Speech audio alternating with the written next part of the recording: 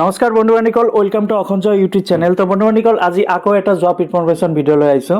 তো ভিডিঅ'টো সম্পূৰ্ণ ভালদৰে চাব আৰু যিসকলে মোৰ চেনেলটো ছাবস্ক্ৰাইব কৰা নাই, ছাবস্ক্ৰাইবটো কৰি বেল আইকনটো প্ৰেছ কৰি দিব। তো আহক ফ্ৰেণ্ডসকল, ভিডিঅ'টো আৰম্ভ কৰোঁ। তো ফ্ৰেণ্ডসকল, আজিৰ ভিডিঅ'টো হৈছে যে চিফ জুডিচিয়েল মেজিষ্ট্ৰেট অৰ্থাৎ কাৰ্বি আংলং ডিষ্ট্ৰিক্টৰ ফালৰ পৰা দুটামান পোষ্ট, পিয়নৰ পোষ্ট মুকলি কৰি দিছে। তো তাৰে ভিডিঅ'টো লৈ আহিছোঁ। তো ভিডিঅ'টো সম্পূৰ্ণ ভালদৰে চাই ল'ব, কেনেদৰে এপ্লাই কৰিব, কি লাগিব ইয়াতে ডকুমেণ্ট, তো সকলোখিনি এই ভিডিঅ'টোৰ জৰিয়তে গম পাই যাব। তো পোষ্ট নেম হৈছে ইয়াতে পিয়নৰ চাকৰি আৰু ইয়াতে দৰমহা উল্লেখ কৰি দিছে 12,000 পৰা 52,000 টকালৈকে আৰু ইয়াতে জিপি দিছে অৰ্থাৎ গ্ৰেড পে দিছে 3,900 টকা আৰু বয়সটো দিছে 18 পৰা 40 বছৰ বয়স যদি আছে তেন্তে এপ্লাই কৰিব পাৰিব আৰু ইয়াতে এজ ৰিলেক্সনো পাই যাব। SC ST যদি চাৰ্টিফিকেট আছে আপোনালোকৰ অৰ্থাৎ কাষ্ট চাৰ্টিফিকেট তেন্তে 5 ইয়াৰ্ছ এজ ৰিলেক্সন পাই যাব অৰ্থাৎ 45 ইয়াৰ্ছ টোটাল হৈ যাব। আৰু এডুকেশ্যন কোৱালিফিকেশ্যন বিচাৰিছে এই পোষ্টটো আবেদন কৰাৰ বাবে। মিনিমাম কোৱালিফিকেশ্যন ফ্ৰেণ্ডসকল 8 পাছ হ'লে আবেদন কৰিব পাৰিব, হাই ছেকেণ্ডেৰী পাছ হ'লেও কৰিব পাৰিব, মেট্ৰিক পাছ হ'লেও আপোনালোকে আবেদন কৰিব পাৰিব। তো ফ্ৰেণ্ডসকল, এইটো হৈছে এডভাৰ্টাইজমেণ্ট, যিটো office of the chief judicial magistrate Karbi Anglong ডিষ্ট্ৰিক্টৰ পৰা এই এডভাৰ্টাইজমেণ্টটো মুকলি কৰি দিছে।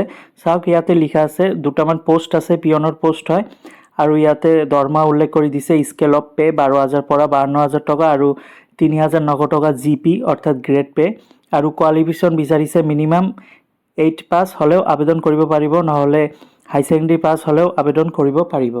ইয়াতে কি ইলিজিবিলিটি লাগিব, ইণ্ডিয়ান চিটিজেনশ্বিপ হ'ব লাগিব, মিনিমাম 8 পাছ হ'লেও আবেদন কৰিব পাৰিব আৰু ইয়াতে বয়সটো দিছে 18 পৰা 40 বছৰ হ'ব লাগিব আৰু এজ ৰিলেক্সন পাব SC STৰ বাবে 5 ইয়াৰ্ছ এজ ৰিলেক্সন পাই যাব।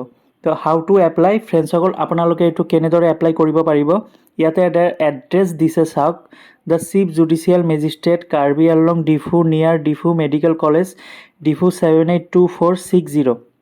এই এড্ৰেছত আপোনালোকে ষ্টেণ্ডাৰ্ড ফৰ্মত ফিল আপ কৰি চেল্ফ এটাষ্টেড কপি, আপোনালোকৰ এজ অৰ্থাৎ ডেট অফ বাৰ্থ চাৰ্টিফিকেট, তাৰপিছত কাষ্ট চাৰ্টিফিকেট, তাৰপিছত এডুকেশ্যন কোৱালিফিকেশ্যন চাৰ্টিফিকেট আৰু আপোনালোকৰ recent colour passport size photography আৰু ছিগনেচাৰ এই ষ্টেণ্ডাৰ্ড ফৰ্মত ফিল আপ কৰি এই এড্ৰেছত ড্ৰপ বক্স এটা পাব, যিটো কাৰ্বি আংলং ডিষ্ট্ৰিক্টত আপোনালোকৰ মেজিষ্ট্ৰেট অফিচত ড্ৰপ বক্স এটা পাব। সেই ড্ৰপ বক্সত আপোনালোকে এই ডকুমেণ্টখিনি জমা দি আহিব লাগিব। তাতে লিখা আছে চাওক, drop box for the post of peon.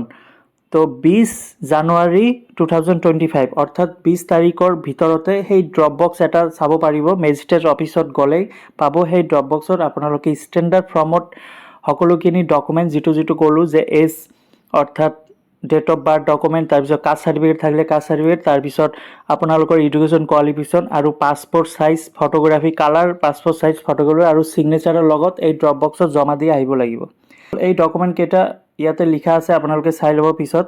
3 recent colour passport size, তাৰপিছত আপোনালোকৰ চেল্ফ এটাষ্টেড কপি, সকলো কপিতে আপোনালোকৰ চেল্ফ এটাষ্টেড লাগিব, তাৰপিছত এজ অৰ্থাৎ date of birth, caste certificate থাকিলে কাষ্ট চাৰ্টিফিকেট আৰু এডুকেশ্যন কোৱালিফিকেশ্যন আৰু মোবাইল নম্বৰটো দি দিব আৰু ভেলিড এমপ্লয়মেণ্ট এক্সচেঞ্জ যদি এক্সচেঞ্জ ৰেজিষ্ট্ৰেশ্যন থাকে ভেলিড এমপ্লয়মেণ্ট এক্সচেঞ্জ ৰেজিষ্ট্ৰেশ্যনটো দি দিব।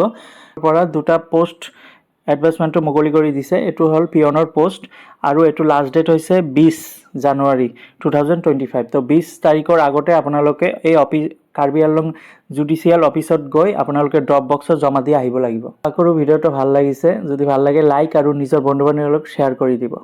ধন্যবাদ।